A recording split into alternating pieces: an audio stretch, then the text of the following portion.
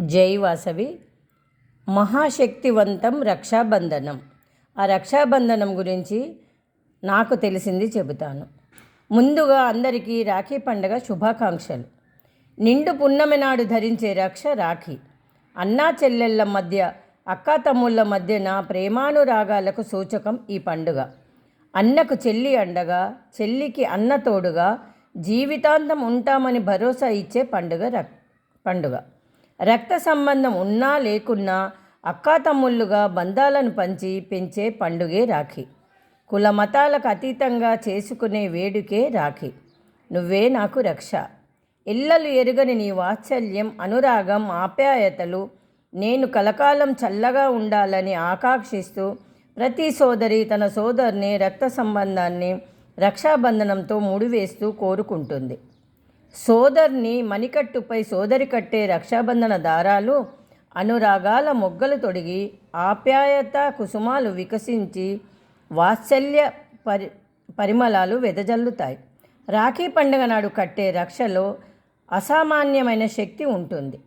ఎంతటి శక్తి ఉంటుంది అనేది చిన్న కథలో చెబుతాను.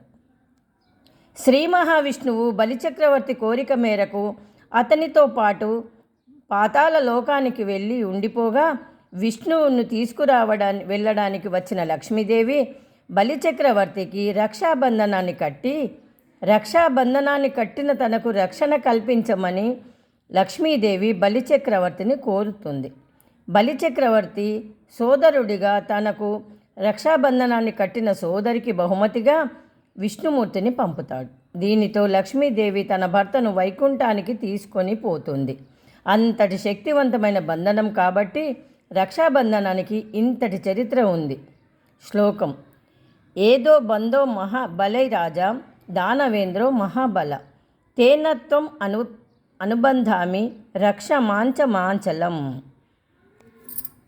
భావం: ఓ రక్షాబంధమా, మహాబలవంతుడు రాక్షసరాజు అయిన బలిచక్రవర్తిని బంధించినావు కాబట్టి నేను నిన్ను ధరిస్తున్నాను. రక్ష కోరిన సోదరిని బలిచక్రవర్తి రక్షిస్తూ ఎలాంటి ఆటంకాలు ఎదురైనా తడబడక ధైర్యంతో ఎదురు నిలిచాడు. అటువంటి మహావీర్యంతో తన సోదరుడిని పోలిస్తూ సోదరి తనకు రక్షణ ఇవ్వమని కోరుతుంది. అలాగే ఇంకో చిన్న కథ. ద్రౌపది శ్రీకృష్ణుడిది అన్నా చెల్లెల అనుబంధం అత్యంత గొప్ప అనుబంధం. శిశుపాలుడిని శిక్షించే క్రమంలో సుదర్శన చక్రాన్ని ప్రయోగించిన కృష్ణుని చూపుడు వేలుకు రక్తం ధారగా కారుతుందట.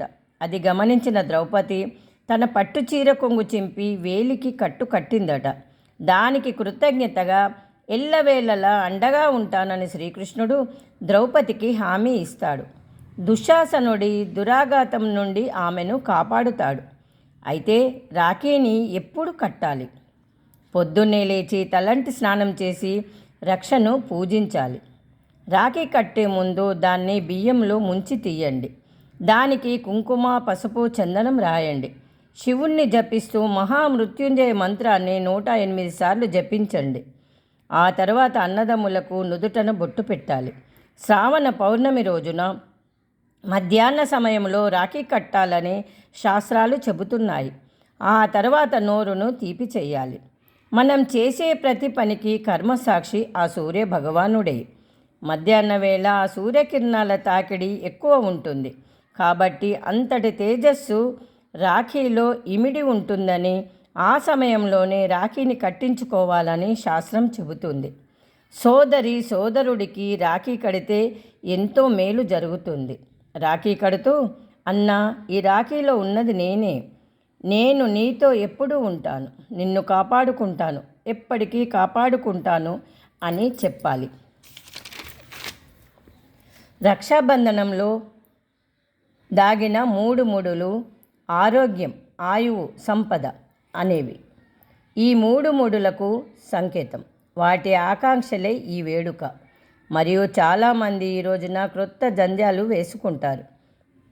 కావున ఈ రోజున జంధ్యాల పౌర్ణమి అని కూడా అంటారు.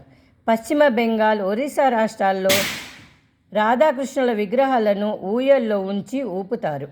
ఈ పండుగను వారు జాలన్ పౌర్ణమి అంటారు. ఉత్తర భారతదేశంలో కొన్ని రాష్ట్రాల్లో ఖజరి పౌర్ణమి అంటారు.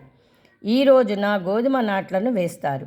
ఇక మహారాష్ట్ర, కేరళలో అయితే నరాలి పౌర్ణమి పేరుతో సముద్రదేవునికి పూజలు చేస్తారు. కానీ ఏ రాష్ట్రంలో ఏ ఆచారాలు ఉన్నా దేశమంతా జరుపుకునే పండుగ మాత్రం రక్షాబంధనమే. రాఖీ తోబుట్టువులకు తోడ్పాటు, అనురాగానికి ఆత్మీయతకు చిహ్నం, సోదరీ సోదరులకు శ్రీరామ రక్ష. సోదరుని క్షేమాన్ని వాంఛిస్తూ సోదరునికి సోదరి కట్టే రక్షయే రక్షాబంధన పర్వదినం. ఈ రక్ష వలన సోదరునికి అపమృత్యు దోషాలు తొలగింపబడతాయి. సోదరుడు కూడా తన శక్తానుసారము బహుమతులను అందిస్తాడు. సోదరి కట్టే రాఖీ వారిద్దరి మధ్య అనుబంధాన్ని మరింత దృఢపరుస్తుంది. ప్రతి పండుగకు ఒక విశిష్టత ఉంటుంది. జై వాసవి, జై జై వాసవి.